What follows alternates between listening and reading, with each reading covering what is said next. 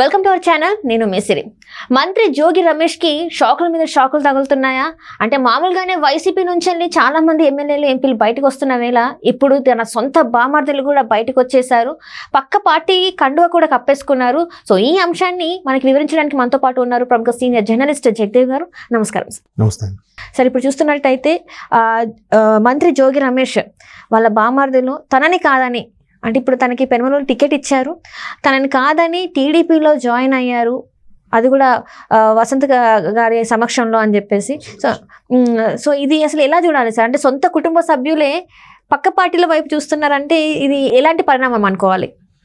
ఎలాంటి పరిణామం అంటే ఖచ్చితంగా రాజకీయాల్లో బంధుత్వము, వర్గము, కులము, మతము అవి ఏవి ఉండవమ్మా. బయటికి అవి చెప్పి ఓట్లు దండుకుంటారేమో తప్ప వాళ్ళ సొంతంగా ఎదగాలనుకున్నప్పుడు మాత్రం ఇవేవి పట్టించుకోరు. ఎక్కడ వాళ్ళకి ఆదరణ లభిస్తుందో, ఎక్కడికి వెళ్తే వాళ్ళు సుఖంగా ఉంటారో, ఎక్కడికి వెళ్తే వాళ్ళకి సరైన ప్రాజెక్టులు వస్తాయి అనుకుంటారో అటువంటి దగ్గరికే వెళ్ళడానికి ఎవరైనా మొగ్గు చూపుతారో అది సర్వసాధారణం. అయితే ఇప్పుడు ఇక్కడ ఎట్లా అయిపోయిందంటే, ఒకప్పుడు రాజకీయాలు అంటే ఈ మధ్యకాలంలో వస్తున్న ట్రెండ్ ఎలా ఉందంటే, ఒకప్పుడు రాజకీయాల్లో ఒక కుటుంబము ఒక పార్టీని నమ్ముకుని ఉందంటే అది జీవితాంతం ఆ పార్టీతో ఉన్నట్టుగా ఉండేది. బట్ ఇప్పుడు రాజకీయాలు ఎలా ఉన్నాయంటే చాలా సిల్లీగా, విచిత్రంగా కూడా అనిపిస్తున్నాయి. అంటే లౌక్యంగా ఉండే రాజకీయ కుటుంబాలు ఉన్నాయి. ఎలా అంటే ఒక కుటుంబంలో ఒక తండ్రి, ఇద్దరు కొడుకులు ఉన్నా అనుకోండి. తండ్రి ఒక పార్టీ, పెద్ద కొడుకు ఒక పార్టీ, చిన్న కొడుకు ఒక పార్టీ. ఈ మూడిట్లో ఏదో ఒక పార్టీ గవర్నమెంట్ ఫామ్ చేస్తుంది లేదా లీడ్లో ఉంటుంది. సో ఒక పార్టీ ఉన్నప్పుడు మిగతా ముగ్గురు, అందులో ఏ ఒక్కరు గవర్నమెంట్ వైపు ఉన్నా మిగతా ఇద్దరికి కూడా చక్కగా పనులు అయిపోయేలాగా చూసుకుంటున్నారు. బయటికి మాత్రం దుమ్మెత్తిపోయడం, వాడిలుగా వాళ్ళు ఏం చేశారు, ఈ పార్టీ ఏం చేశారు, మీ అధినాయకుడు ఇలా చేశాడు, మీ అధినేత ఇలా చేశాడు మాట్లాడుకోవడం. అలాగే ఇప్పుడు ఈ భావమరుదులు వీళ్ళు ఎలా అంటే జనరల్గా ఒక మంత్రి పేరు చెప్పుకొని వాళ్ళ కోటగిరిలో ఉంటూ జనరల్గా భావమరుదులని బావలు బతుకు కోరుతారంటారు. బట్ భావమరుదులే అంటే భార్య వైపు ఉండే రిలేషన్సే ఎక్కువగా ఎవరైనా లబ్ధి పొందేలాగా మనం చూస్తుంటాం సొసైటీలో. సో ఇక్కడ కూడా ఈ బామర్దు వరుస అయిన వీళ్ళు అతనికి బాగానే ఉన్నారు. బట్ ఎందుకో అక్కడ మరి గెలవరని ఆల్రెడీ సంకేతాలు అయితే అన్ని దగ్గరలో వినిపిస్తున్నాయి. అండ్ మోరోవర్ సర్వేలు కూడా మ్యాక్సిమం 10లో 7-8 వరకు కూటమికే వస్తాయని చెప్తున్నాయి.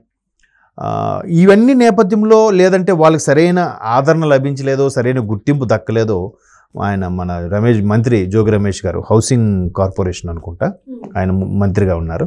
దానికి సంబంధించిన దానికి మన టిడ్కో ఇల్లు అని ఇస్తారని, ఎక్కడెక్కడో ఇల్లు కడతారని, డబుల్ బెడ్రూమ్ ఇల్లు ఇస్తారని రకరకాల ఇక్కడ తెలంగాణలో ఎలాగైతే నడిచిందో అక్కడ కూడా ఆ అంశం నడుస్తూనే ఉంది.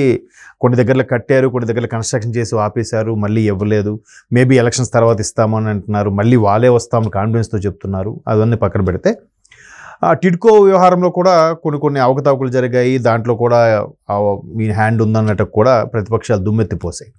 అయితే ఇప్పుడు ఈయన ఇందులో ఉంటుండగానే ఏదైతే ఆశించారో పెనమలూరు టికెట్ ఏదో ఆశించినట్టున్నారు, బట్ ఇవ్వలేదు.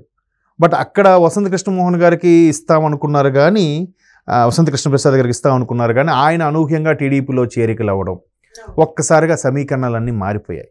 మేబీ ఆయన అక్కడ బలమైన నాయకుడిగా ఎదగడం వల్ల చాలా వరకు టీడీపీ వైపు అదే ప్రభుత్వ వ్యతిరేకత ఉండడం వల్ల టీడీపీ వైపు మొగ్గు చూపుతున్నారు. ఆటోమేటిక్గా టీడీపీకి కూడా కూటమి బలం ఉండడం, అలాగే చంద్రబాబు గారు అరెస్ట్ అయిన తరువాత అనూహ్యంగా గ్రాఫ్ పెరగడం వల్ల ఎక్కువ మంది గ్రౌండ్ లెవెల్ నుంచి వచ్చే కార్యకర్తలు కూడా టీడీపీ మొగ్గు చూపడంతో ఈయన తాలూకు బామర్దులు కూడా ఆయన సమక్షంలో టీడీపీ కండువా కప్పు. అది కూడా ఎట్లా అంటే వాళ్ళ ఇంటి ముందే సభస్థలాన్ని పెట్టి చేయడం అంటే కావాలని రెచ్చగొట్టడానికి అసలు మరి ఏ రకంగా అసలు ఇట్లా చేస్తారు? ఎట్లా రెచ్చగొట్టాలని కాదు కానండి, ఎట్లా అయిపోయిందంటే గడిచిన 5 ఏళ్లలో వైసీపీ కండువా కప్పుకున్న వాళ్ళందరూ కాలర్లు ఎగరేశారు.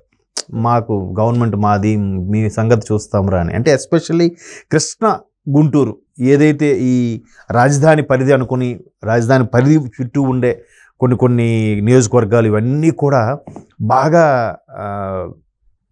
అంటే విసిగిపోయారు. ప్రభుత్వం యొక్క ఆగడాలు. ఎందుకంటే ఫస్ట్ చంద్రబాబు గారు కట్టిన అదేదో కూల్చేశారు, తర్వాత ఇంకా ప్రజావేద కూల్చేశారు, తర్వాత తవ్వేశారు, తర్వాత ఒక ఊరైతే ఊరి పేరు గుర్తు రావట్లేదు, పవన్ కళ్యాణ్ గారిని ఆదరించిందని చెప్పి, అంటే ఆయన సభకి వెహికల్స్ పెట్టుకోవడానికి పార్కింగ్ ఇచ్చారని అక్కడ ఎంకరేజ్మెంట్ పేరుతో ఆ ఊర్లో కూడా గుమ్మాలన్నీ కట్ చేశారు. రకరకాలుగా ఇవన్నీ జనాలు వేడికిపోయి వెసిగిపోయి ఉన్నారు. పోనీ ఎవరైనా గట్టిగా మాట్లాడతారంటే కేసులు, ఎవరైనా గట్టిగా మాట్లాడుతుంటే వాళ్ళ మీద అరెస్టులు, ఇవన్నీ జరిగాయి. మొన్న కూడా ఎక్కడో రాయలసీమలో ఒక ఊర్లో నియోజకవర్గంలో నేను న్యూస్లో కూడా చూశాను, ఒక ఫిమేల్ను కూడా ఎట్లాగే మాట్లాడింది అని వైసీపీ మీద చెప్పి అరెస్ట్ చేశారు. అక్కడ ఒక లేడీ కానిస్టేబుల్ కూడా లేదు. సమయం అప్పుడు 8 అవుతుంది, సాయంత్రం 6 దాటితే ఫిమేల్ కానిస్టేబుల్ లేకుండా ఆ కోర్టుకి అప్పచెప్పకుండా అక్కడ లేడీని ఉంచడానికి వీల్లేదు, బలమైన ఇది ఉంటే కానీ. సో అదేం లేకుండా జస్ట్ కూర్చోబెట్టి మాట్లాడుతాం, ఏం కాదులే అని చెప్పి పోలీసులు సర్ది చెప్పే ప్రయత్నం చేస్తున్నారు తప్ప, సరే అలా ఉంచకూడదు తప్పని వ్యవహారం కూడా ఎక్కడ మాట్లాడలేదు. ఇట్లా చాలా వ్యవహారాల్లో బాగా విసిగిపోయారు కాబట్టి, వీళ్ళు వైసీపీ వాళ్ళు కూడా కాలర్ ఎగరేసి తిరిగారు కాబట్టి, సో ఒక్కసారిగా సరే ఎన్నికల కోడ్ ఉంది, మేము నచ్చినట్టుగా ఎక్కడైనా సభ పెట్టుకుంటాం, మీరు ఇచ్చే పర్మిషన్ ఏంటి? ఇంతకుముందు అయితే పర్మిషన్ ఇచ్చేవారు కాదు. ఈవెన్ చంద్రబాబు నాయుడు గారి సభకు కూడా పర్మిషన్ ఇవ్వని రోజులు ఉన్నాయి. ఈవెన్ వారాహి యాత్ర పవన్ కళ్యాణ్ గారు చేస్తారని కూడా చాలా అడ్డంకులు సృష్టించిన రోజులు ఉన్నాయి. ఇవన్నింటినీ పక్కన పెట్టి ఒక్కసారిగా విసిగిపోయి ఇప్పుడు ఎన్నికలు కోడ్ ఉంది కాబట్టి మీరు మమ్మల్ని చేసేదేం లేదురా అనే ధైర్యంతోనో, నెక్స్ట్ టీడీపీ యొక్క గవర్నమెంట్ వస్తుందనే కాన్ఫిడెన్స్తోనో వీళ్ళు ఆ ఎదురుగానే సభ వేదిక పెట్టి జెండా కండువ కప్పుకోవడం అనేది నిజంగా కొద్దిగా సాహసోపేతమైన నిర్ణయమే. అండ్ మోర్ ఓవర్ మీరు అన్నట్టు రెచ్చగొట్టేలా కూడా ఉంది. ఓకే, అంటే మరి ఒక విధంగా అలా చేయకూడదు కూడా. బట్ అంటే 5 ఏళ్లలో జరిగినవన్నీ కూడా ఒక్కసారిగా వాళ్ళు జ్ఞప్తికి తెచ్చుకొని మరి వీళ్ళు ఏం చేస్తారో చూద్దాము, మనం 5 ఏళ్ళు అట్లాగా పడున్నాం, అణిగి ఉండేలా ఉన్నాము, ఇప్పుడు ఇంకా ఛాన్స్ లేదనే ఫీలింగ్తో కూడా వీళ్ళు అలా చేస్తున్నారు.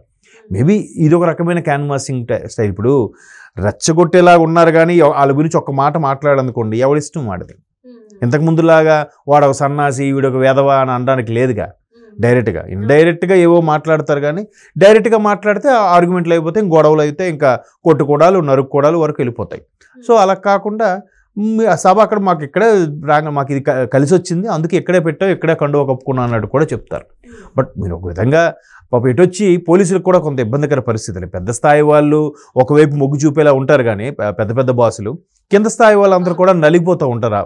మధ్యలో రాజకీయ నాయకుల మధ్యలో వీళ్ళు నలిగిపోతూ ఉంటారు. మొత్తం మీద ఈ కృష్ణా గుంటూరు ఇవన్నీ కూడా కలబెట్టి చూస్తే ఎక్కువగా ఇప్పుడు వీళ్ళిద్దరూ భావమర్దులు చేరిపోవడమే కాకుండా వాళ్ళతో పాటు ఒక 40 మంది కార్యకర్తలు కూడా కండువా కప్పుకోవడం, చేరడం, నినాదాలు చేయడం అనేది అంటే రెచ్చగొట్టే ధోరణి అయినప్పటికి కూడా చాలా మంది విసిగిపోయారని ఒక అభిప్రాయం. అంటే వైసీపీలో వాళ్ళు అంటే ఏదైతే అనుకున్నారో అక్కడ జరగలేదు కాబట్టి కనీసం టీడీపీ ద్వారా అయినా ప్రజలకి మేలు జరుగుతుంది అని చెప్పేసి ఈసారి నమ్మారనుకోవచ్చు. ఇప్పుడు కేటీఆర్ గారు ఒక సభలో కూడా చెప్పారు, ఆయన అసలు హైయెస్ట్ ల్యాండ్ పూలింగ్ ఏరియా నాకు తెలిసి అమరావతి అండి, ఇప్పటి వరకు దాన్ని ఎవరు రికార్డ్ బ్రేక్ చేయలేకపోయారు. బట్ లక్కీగా రావలేదు కాబట్టి ఇప్పుడు హైయెస్ట్ ఏరియా హైదరాబాదే అవుతుంది అర్బన్ ఏరియా పుల్లింగ్ సంబంధించి అన్నట్టు చెప్పి కేటీఆర్ గారు కూడా ఒక సభలో చెప్పారు. అంటే అంత బాగా అమరావతిని ఎస్టాబ్లిష్ చేద్దామనుకున్న కళని ఒక్కసారి నిర్వీర్యం చేసేసరికి దాని చుట్టుపక్కల స్థానిక ప్రజలు, దాని చుట్టుపక్కల ఉండేవాళ్ళు, దాని మీద ప్రత్యక్షంగాను పరోక్షంగాను ఆధారపడిన వాళ్ళు, దాన్ని కెరియర్ అక్కడ ల్యాండ్స్ ఇచ్చేసి వాళ్ళ నుంచి ట్రాక్టర్లు కానీ బుల్డోజర్లు కొనుక్కొని డెవలప్ అవుదాం అనుకున్న వాళ్ళు, కాంట్రాక్టర్లు, మేస్త్రులు, కూలీలు, వీళ్ళందరూ కూడా వెక్స్ అయిపోయారమ్మా, విసిగిపోయారు. ఇంకా ఏంటి మధ్య ఇంతేనా బతుకులు, పోనీ అవి ఏవో పథకాలతో వచ్చి చిల్లరతో బతకాల్సిందేనా అన్న స్థాయికి వెళ్ళిపోయారు. కాబట్టి పర్టికులర్ ఆ 2 జిల్లాల్లో మాత్రం పూర్తి స్థాయిలో వ్యతిరేకత ఉందని నా అభిప్రాయం. అందుకే బామర్ది అంటే రేపు పొద్దున కట్టుకున్న భార్య కూడా పార్టీ మారిపోయినా ఆశ్చర్యపోనక్కర్లేదు, అలా ఉన్నాయి పరిస్థితులు.